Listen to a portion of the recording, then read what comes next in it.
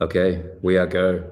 Well, welcome everybody. Welcome to the latest episode of Upwards, a live stream coming to you direct, probably in your social feed. If not, you'll be listening to this somewhere else, either on YouTube or maybe even on your podcast as you're walking the dog. Who knows? But welcome to Upwards. This is the latest episode coming to you. My name's Phil. If you don't know me, and this is my guest Pete Simmons. Welcome, Pete. Hi, Phil. How's it going? Good. It's nice to have you on the podcast. So a little bit about Pete. I met Pete around about probably 15 years ago through sort of what feels like a couple of careers ago now. We were both developers working on a pretty hairy project together, and since then sort of followed along his career through the local industry and around the place. And more recently, Pete came on board with MyHR. He's CTO there currently, and they're also a customer of Onwardly. So it's really nice to kind of have that connection there. We're also a customer of MyHR as it happens. So I thought it would be great to talk a little bit more to Pete about his experience in working with security and privacy as a technology leader. And particularly in the context of working with small teams, working with his own team and some of the patterns and practices that have worked quite well for them. So today we're going to be talking about that. You know, we like to say that security is a team sport. It's never just one person's responsibility, or certainly only one person doesn't do it. So this is a particular dynamic I think is really beneficial, particularly to startups, to think in this way and to share that load, share that responsibility, and ultimately get more done. So Pete's an engineer, he's a technologist at heart, and I'm really excited to hear what he's going to say around this concept of teamwork and security and also privacy as well. So welcome again, Pete. Thanks for coming on the show. Yeah, thanks for having me. So look, folks, if you're listening to this, wherever you're listening to this, please like and subscribe. Listen, leave a comment. We'll do our best to get back to you and answer that as well. We'd love to hear from you. So if you've got any burning questions, either for Pete or myself, please leave them and we'll actually get back to you and answer those. We like to hear what people are thinking. For those of you who don't know who I am, I'm Phil. I run a company called Onwardly. We're helping small technology teams build, manage, and scale out their own security and privacy programs. So one of the things we like to say around here is being cyber ready before you're ready. No one really ever feels quite like it's the right time to do it or they're ready to go. But we believe there's never a better time to start than now. So if you're interested, check us out. We're onwardly.io and feel free to get in touch. We'd love to talk to you on that. So let's get into it. Pete, nice to have you here. Tell me a little bit about your experience in getting to MyHR as a CTO. I like to always start these things with a little bit of background. Tell us a bit about your journey, through technology and into your role now to sort of kick us off. As Phil mentioned, a kind of engineer. So I did a BSc at Auckland University, and then did a web hosting app company in the late 90s while I was there with my family. We built a few little products, nothing super successful, but a few things that worked for people. And then, later on towards that, we're working on some projects together that Phil mentioned, and went overseas, as you do as a New Zealander. You go travel. Went to the UK and worked for a pretty cool startup there in the webinar space. And so that was kind of a good experience to sort of be involved there as a sort of lead tech application architect, I think was my official title. So spent a few years there and then came back to New Zealand because it's a pretty nice place to come back to, lots of family and nice place to be. And almost, I guess, a month or two back in, I just happenstance got the call up via a friend of mine. He was like, "Oh, these people have got in touch. They need a hand building their software. I'm pretty busy. Do you want to come along and meet them?" So went and met Sean and Jason, who are the co-founders of MyHR. Two pretty sort of energetic guys, slightly different personalities, but really, had a great idea. Jason's got a wealth of experience in the HR space, and Sean's run a few businesses. So he was sort of coming at it from a customer point of view. Jason was coming at it from a practitioner point of view. They'd built out a version of sort of a bootstrap version of the software, just bastardizing a CMS to prove out the concept. And like all great version 1. Yeah. they proved it out. They had 50 paying customers, very, very happy customers, very Well, there satisfied. you go. But they'd realized, that was in a year. So they'd realized, oh yeah, we need to do this thing properly. So lucky enough, I sort of got the chance to help come in and sort of architect and build that. And in the early days, it was mostly me. I had a couple of juniors and a few sort of contractors overseas and local over the time.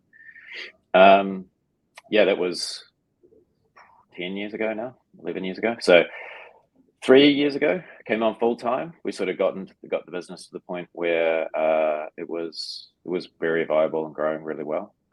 So it came on full time and sort of been growing the dev team, tech team since then. So officially been CTO for a long time, but probably maybe slightly more real CTO in the last 2-3 years. Unofficially for about 10 years, officially for about 3 years. Yeah, when nice. You're CTO and it's just it's not the same role. But, granted, absolutely. By the way, your start of the story around I did a web hosting company in the 90s is so classic early internet. I think just about everybody who was around the internet in the 90s had something to do with a web hosting company.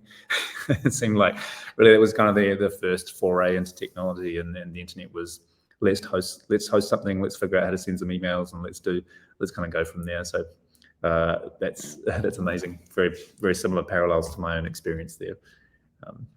Okay, so you've been with MyHR a little while, and obviously a lot's been happening in the last couple of years as you've kind of formalized your role into more of that. Tell me a little bit about how you constructed your team and how your approach perhaps to security has been as a sort of result of that. I know what I see typically in a lot of companies like yours and many other ones I speak to is that the CTO typically kind of carries the security role. They don't usually have like a CISO or a dedicated security person. Very, very common. It doesn't usually arrive until a bit later in the piece, perhaps. So often it's the CTO and maybe one or two other people in the company sort of driving that forward. Can you tell me a little bit about your experience with that, how you've built your team to handle that sort of thing? Yeah, that is pretty much exactly what happened. It's like, I don't know, I'm the tech guy, so they would look at me and go, what do we need to do? Or I could mention something that I really think we need to do. So in the early days, it was things like, and maybe this is 4 or 5 years ago, was just making sure people are, got good practices, because we're not just a tech company. We've got a lot of HR practitioners, probably more of them than technologists actually, so they're very focused on solving HR curly questions or just making people's lives easy. Hopefully that's working for you as well. But they don't necessarily have an eye on this stuff from the get-go. So it's a lot about awareness and training, and maybe the first sort of initiative we rolled out was sort of standardizing on a password manager to try and increase sort of password health, and then roll out second factor and multi-factor and the like for across all the systems that we use.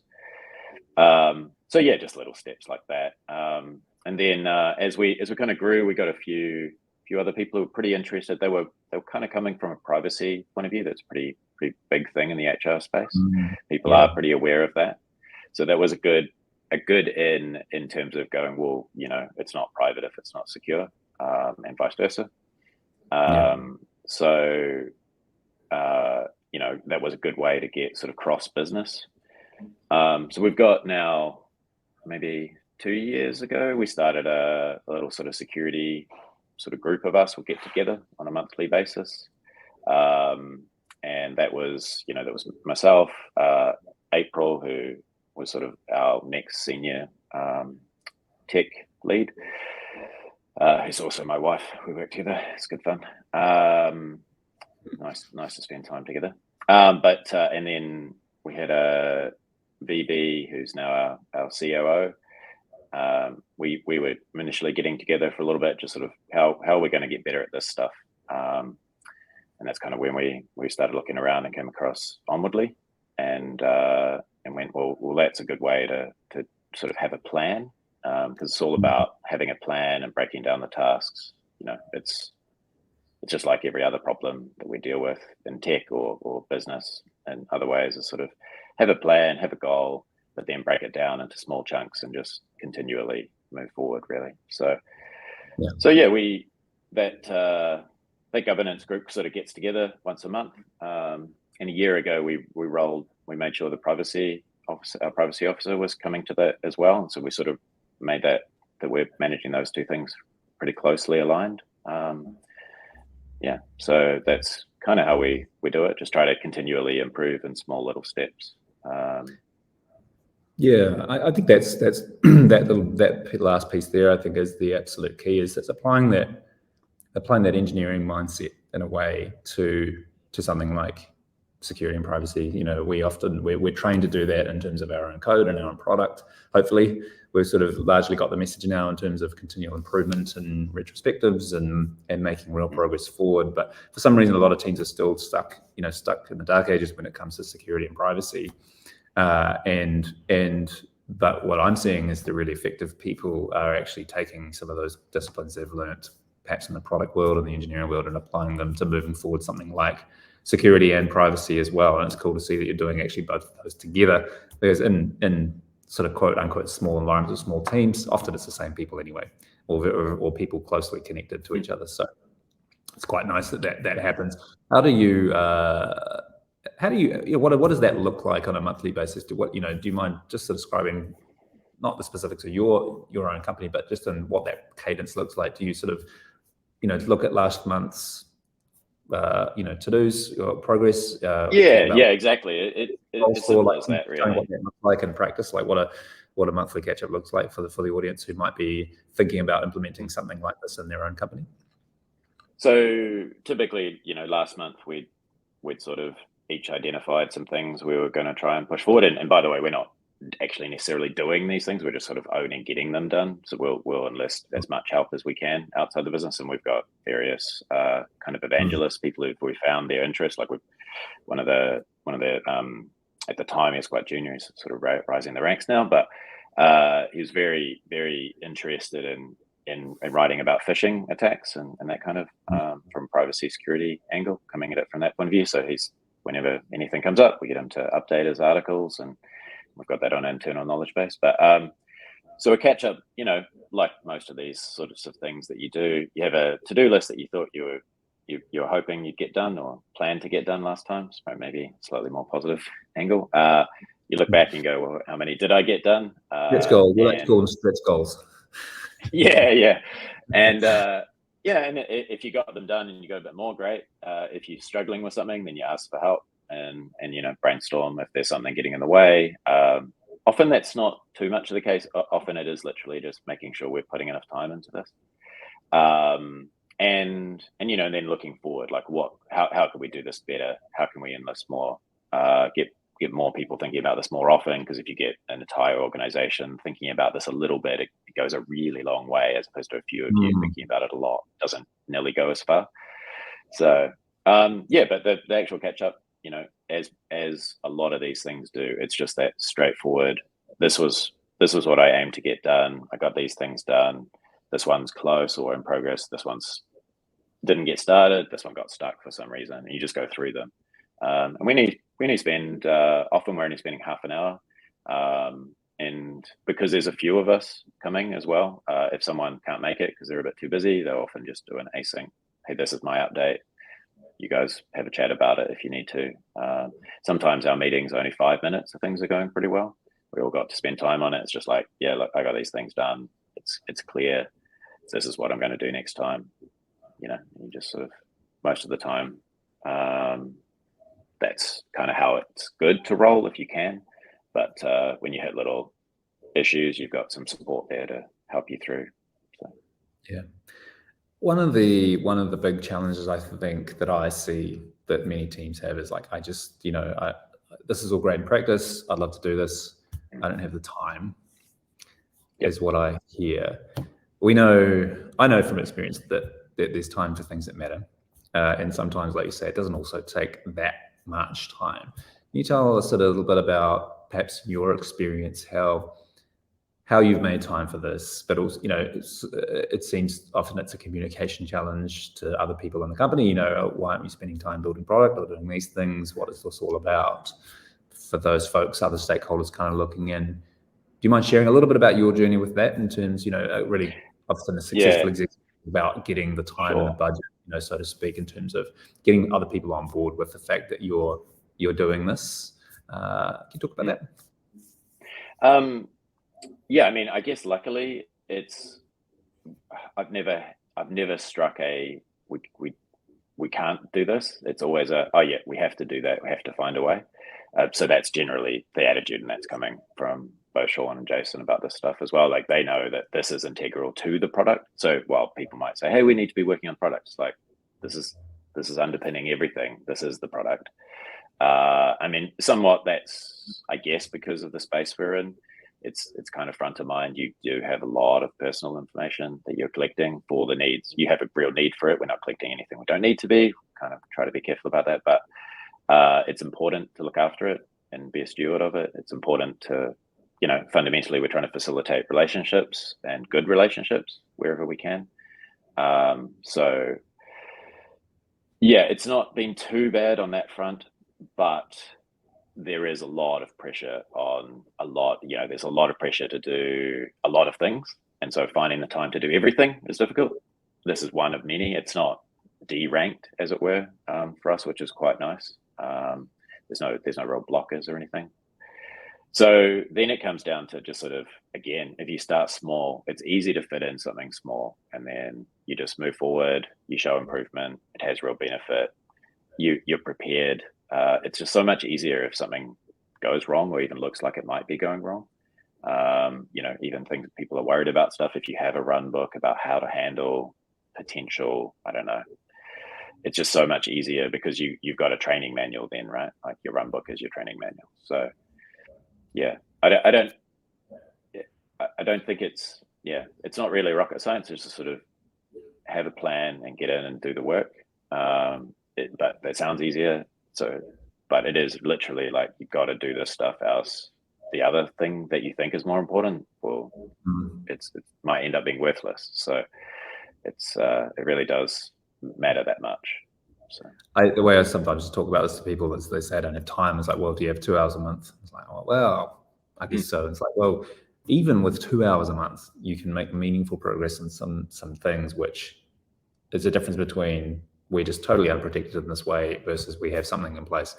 Massive difference. And so I think you're so right about just carving out the time. Just, it's very basic. Put it in place. Put some basic cadences in place, and just turn up and do it. Put it in the calendar. And make some progress on it. The way I've been thinking about an analogy to this a little bit as well, and from the engineering side, for me, it feels a little bit like writing tests. You sort of go slower before you go, in order to go faster. And years ago, no one was writing, only the hardcore maybe were writing tests, and many people just YOLO'd it before, wrote something. Tests were an afterthought. You were lucky if you had them. But you got to the point where the application sort of pretty much became quite brittle and unstable, because you just had no unit test coverage at all. It was sort of like, you change something and something breaks over here and you don't know why. I feel like, there's a similar analogy with security. It's like, you could ignore it until one day you sort of can't. And if you engineer it in the beginning, brick by brick, as your organization goes, as the organization scales, doing something at 5 people is much easier to keep doing it at 50. But to start doing it at 50 is a much heavier lift and a lot more painful. And so do it early, do it often, and just build some of those practices in from an early stage, and you'll feel the reward of those. I mean, I wrote tests at Pushpay that we didn't see the benefit of probably until 18 months later in some cases. When it's like, finally, okay, we go to refactor this. Oh, this is really useful to know that this is still effectively working in these ways. So I don't know if that's something I've been thinking about. It's that kind of idea of going slower to go faster. Yeah, totally. I mean, you eliminating uncertainty wherever possible, so you've got confidence to move forward, right? Like, that's essentially what tests are for. That's the same thing with good security practices, and having, like, knowing that there's a thing there in case something goes wrong. I don't have to worry about it, because if you're uncertain, you're worrying about it, you're not focused on the other thing that you're trying to do at the time, right? Whatever that may be. So I think Yeah, that's 100%. really key. Yeah, and a lot of security practices, as folks may know, is it's not necessarily, it's about responding. It's about rehearsing your response. So it's protect, detect, and respond. All three of those kind of categories are what it's about. And so a lot of it is simply about getting ready. If something does happen, we know what to do. We don't have to figure it out on the spot. And that really helps if you've had time to do a little bit of that. So tell me about you mentioned you had sort of a strong privacy. You said some privacy advocates sort of on the team early on, given the nature of what you do, which is pretty important.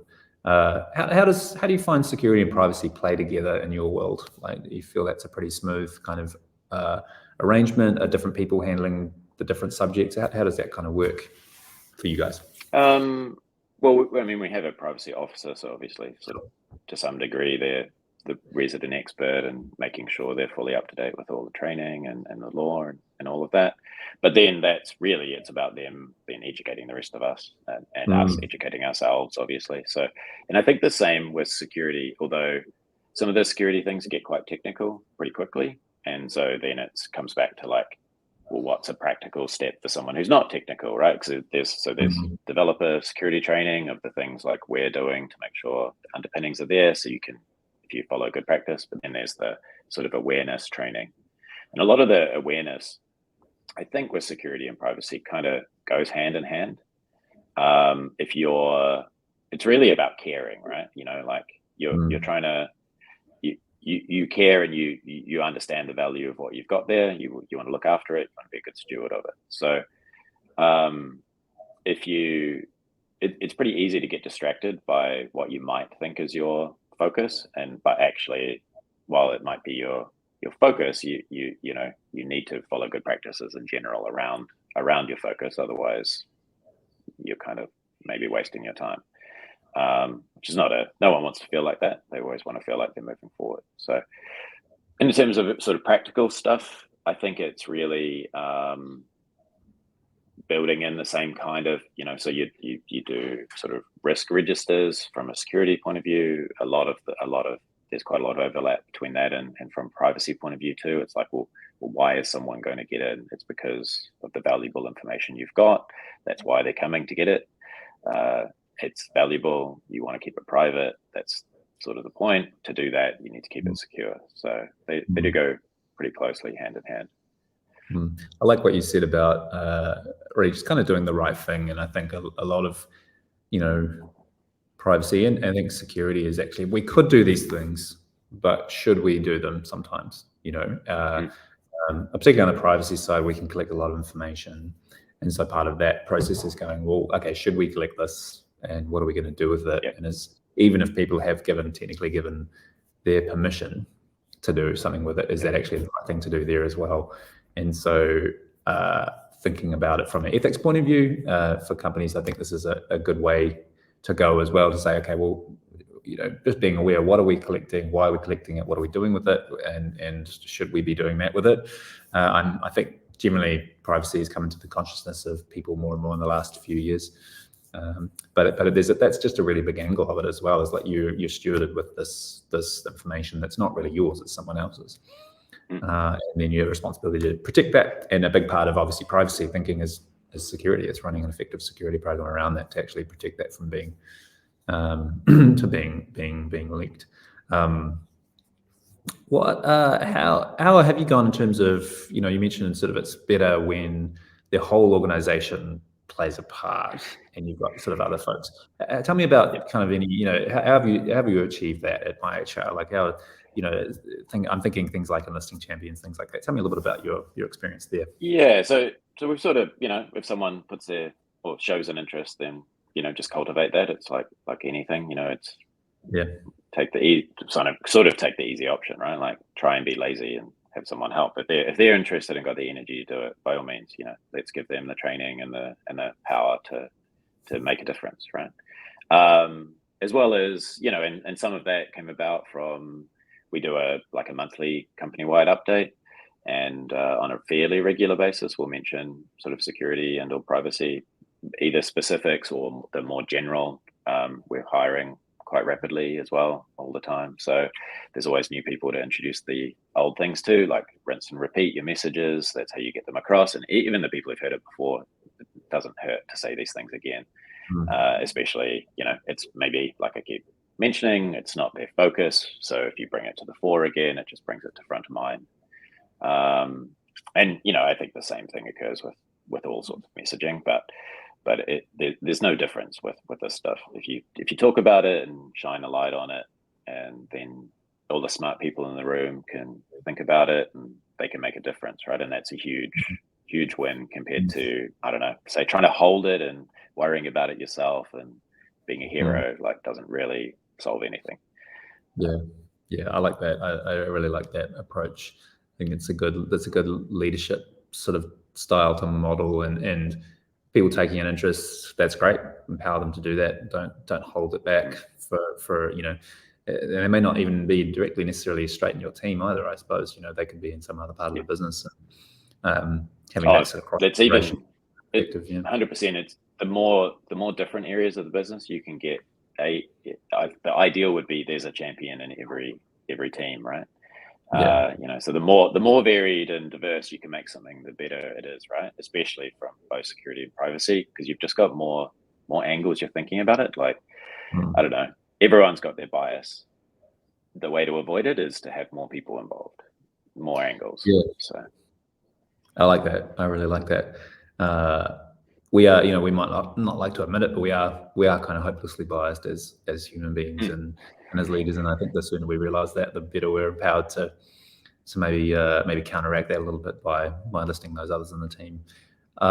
Look, we're sort of coming in for a landing here, Pete. I really appreciate your thoughts and your time on this. I think you've got a lot of great things to say. So hopefully, audience, you've got some great sort of little nuggets of wisdom from this. And please leave us a question, comment on the stream, or wherever you happen to be listening to this. Would love to hear from you. If you've got something to kind of say, ask us a question either for Pete or myself, please do. We'd love to hear from you. That's for this week, folks. Thanks again, Pete. Appreciate your time. Yeah, thanks so much for having me on. First podcast. Yeah, likewise. Nervous, no, you did great. And hopefully this will be one of many in the future. So thank you again. Thanks, everyone. We'll see you next week. Bye for now.